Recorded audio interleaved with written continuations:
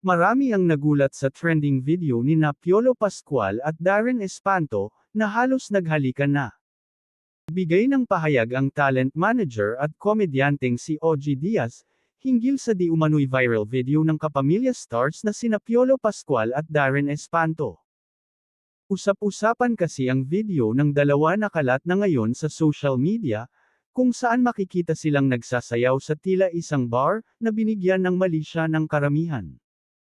Ito nga ay natalakay ng talent manager sa kanyang OG Diaz Showbiz Update. Sa naturang video ay makikitang hindi naman nagsesolo ang dalawang kapamilya stars, at may iba pa silang mga kasama. May mga netizens kasi ang nagsasabi na iba ang tingin ni Papa P kay Darren Espanto. Itong si Darren Espanto at si Papa P, binigyan ng mali siya porke natitigan lang ni Papa P si Darren Espanto, habang sila ay nagsasayaw ng pababa.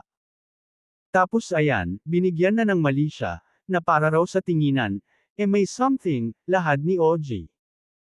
Dagdag pa ni Mama Loy, ayon sa netizens, parang may iba raw pagtatangi ang titig ni Piolo kay Darren. So paano kung babae yun? Ganoon din. Paano kung si Shaina Magdayaw yun? Ganun din, dagdag pa ni OG. Say pa ng talent manager, parang anak-anakan na ni Piolo si Darren. Si Kyle Echari nga meron silang movie Ganun lang. Diyos ko, ilang taon na si Inigo, parang ganoon lang rin, halos magkaedad lang sila, chika pa ni OG. Ang Inigo na tinutukoy niya ay ang anak nitong si Inigo Pascual. Ibig sabihin, pag inakbayan ko yung isang artistang gwapo na lalaki, mayroong pagtatangi na ako. Di ba pwedeng anak-anakan lang? Say ni OJ. Pagpapatuloy pa niya, hanggat hindi nyo nakikita na nagkakatalamitam yan, wala tayong dapat na isiping masama o mali siya.